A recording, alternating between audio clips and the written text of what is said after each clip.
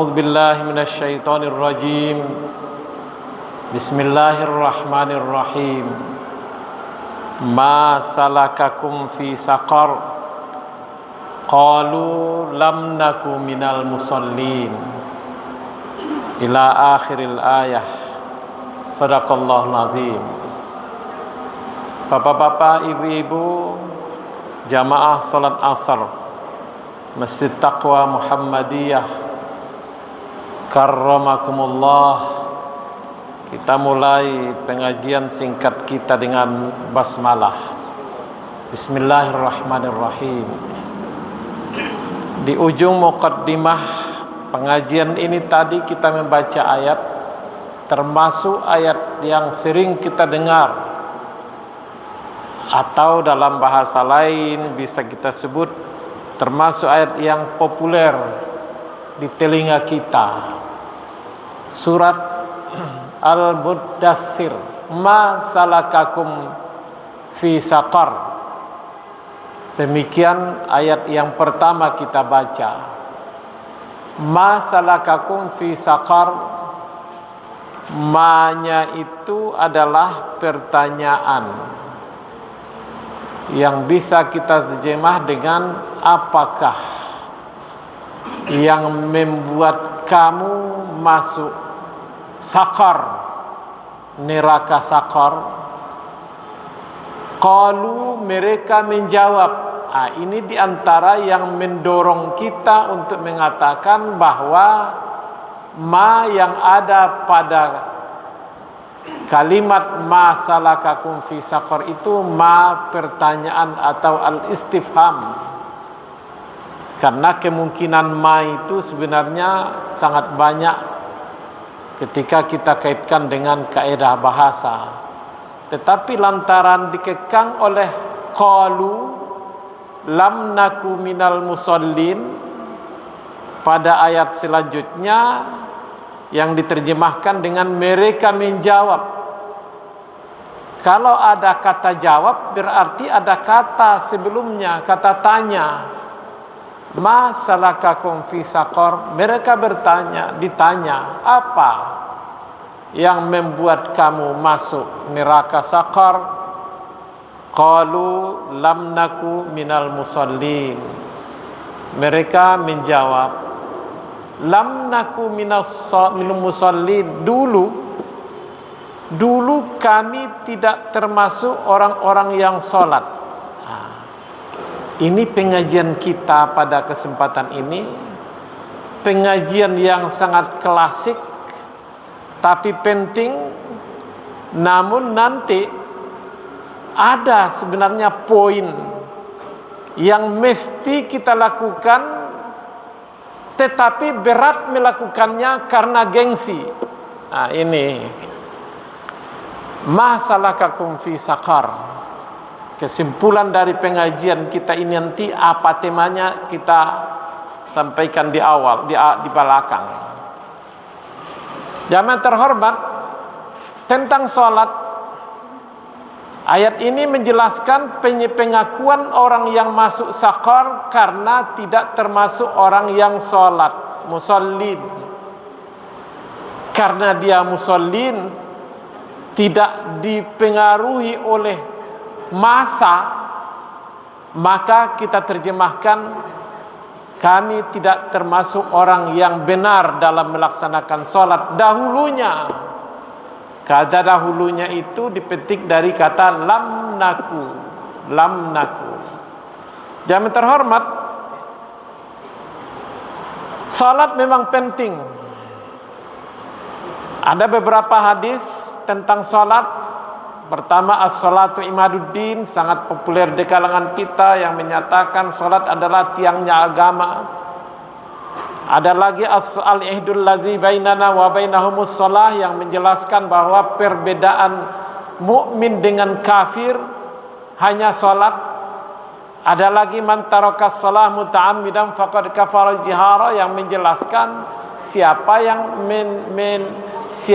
yang meninggalkan salat berarti dia kafir, kafara jihara.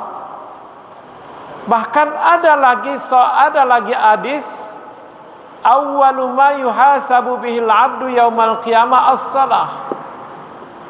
Nanti pada hari kiamat yang pertama kali dievaluasi dari ibadah-ibadah yang banyak ini ada salat. Kadang tidak terhitung berapa rakaatnya dalam sehari semalam lagi. Karena di samping salat wajib as-salawatul khams ada lagi salat-salat sunat. Ada infak yang diungkapkan dengan infak, diungkapkan dengan sedekah, diungkapkan dengan zakat. Ada lagi puasa, ada haji, umroh berulang kali. Zikir ratusan kali, ribuan kali, bahkan tidak terhitung dan memang tidak dihitung-hitung. Di antara semua itu awwalu ma yuhasabu bil 'abdu yaumal qiyamah as-shalah. Yang pertama kali nanti dihisab, dievaluasi itu salat. Salat kita bagaimana? Iza salahat salaha sairu amalih wa iza fasadat fasada sairu amalih. Kalau salat kita bagus, yang lain enggak usah dinilai lagi, bagus. Tapi kalau rusak, salat kita yang lain juga dianggap rusak. Berarti sangat menentukan. Makanya syariat kita memang sangat mementingkan salat ini, sehingga Nabi sallallahu alaihi wasallam menyebut muru auladakum bis salati li sab'in wadribuhum li ashrin. Suruh anakmu salat. Kalau sudah berumur 7 tahun berarti disuruh salat, mulai diajari salat. Dan boleh dipukul dengan pukulan yang mendidik ketika sudah berumur 10 tahun belum juga mau salat. Agaknya rata-rata kita sudah pandai sholat, atau bahasanya sudah belajar sholat semenjak umur 7 tahun. Namun pernahkah ada di antara kita yang mengecek cara pelaksanaan sholat kita yang dipelajari dahulu? Kalau disebut sholat itu as-salatu ya hiya aqwalun wa af'alun muftatahatun bit takbir wa muhtatamatun bit taslim. Salat itu kan dua. Aqwalun, banyak bacaan-bacaannya, perkataan-perkataannya. Banyak yang kita baca, yang bahasa lain dengan zikir-zikirnya. Salat ini mulai dari takbir, baca doa iftitah, baca surah Al-Fatihah, baca ayat, baca zikir, ruku, i'tidal, sujud, duduk antara dua sujud, tahiyat awal, tahiyat akhir, doa sebelum salam, bahkan ada zikir setelah salat. Sudah kita pelajari dulu, pernahkah dicek? Ini soal bacaan-bacaannya. Saya menemukan orang dewasa sudah menikah, sudah berketurunan, apalagi di atas itu dewasanya. Ternyata bacaan surat Al-Fatihahnya pun tidak benar. Ya. Disuruh baca, tiba pada iyyaka na'budu wa iyyaka nasta'in, salah. Dibacanya iyyaka na'budu wa iyyaka nasta'in dengan mim, ihdinas siratal mustaqim dengan nun, kan salah. Ketika disuruh baca doa iftitah, dia katanya milih doa iftitah wajah tuh katanya. Coba baca, terbalik antara wa ana minal muslimin dengan antara wa ma ana minal muslimin dengan wa ana minal musyrikin. Ketika dibaca pilih, ada yang memilih lagi doa iftitahnya wa Allahumma ba'id, dibacanya Allahumma ba'id baini wa baina khotoyaya kama ba'atta. Itu salah. Kita semua, walaupun yang serius sekarang mendengarkan atau yang tidak serius, bisa kena tuh, bisa kena. Makanya ketika sekarang ada yang ramai-ramai istilah tahsinul Quran, kita bangga.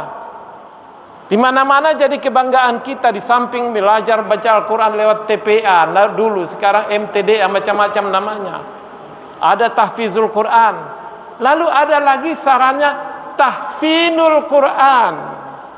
Tahsinul Quran, ya, memperbaiki cara baca Quran. Lalu pernahkah ada kita mendengar tahsinus sholah, memperbaiki cara pelaksanaan sholat? Menurut saya ini yang saya sebutkan tadi. Penting pengajian kali mengingatkan kita supaya jangan masuk qalu lam naku minas musallin beralasan kenapa masuk sakar. Agaknya di mana-mana perlu kita galakkan. Ada di samping tahsinul Quran, ada lagi tahsinus sholah. Upaya untuk memperbaiki bacaan sholat kita, memperbaiki gerak-gerik sholat kita. Kalau kita tonton di video kan pamannya, ketika sholat berjamaah nanti ada yang memvideokannya, lalu kita lihat beragam. Dan ada di antaranya yang salah. Kenapa salah? Tidak ada pernah tahsinus sholah. Makanya ke depan saya kira ini perlu kita galakkan. Saya katakan tadi di awal, ini beratnya apa? Karena kita gengsi. Saya sudah 63 tahun lebih, berarti kalaulah umur 7 tahun dulu sudah pandai sholat, berarti sudah 56 tahun saya sholat dengan bacaan itu, memperdengarkannya kepada orang, apalagi kepada yang dianggap masih anak-anak. Saya gengsi. Itu maka saya katakan sebenarnya ini penting. Tapi coba kita mundurkan sedikit. Kita dinginkan kegengsian kita itu, mau kita mengikutinya. Kita perdengarkan tasmi'us sholah, memperdengarkan bacaan sholat kita kepada orang lain, sehingga hendaknya ketika ada Nabi sallallahu alaihi wasallam dahulunya menyebut sallu kama raaitumuni sholli, bisa mendekat, kalau bisa pas, kalaupun tidak pas mendekat kepada apa yang dituntunkan Nabi sallallahu alaihi wasallam. Makanya tema pengajian kita ini sesungguhnya urgensi tahsinus sholah, pentingnya ada kegiatan upaya memperbaiki tata cara sholat kita. Imma ada katanya aqwal, bacaan-bacaannya, wa imma af'al, ada kalanya perbuatan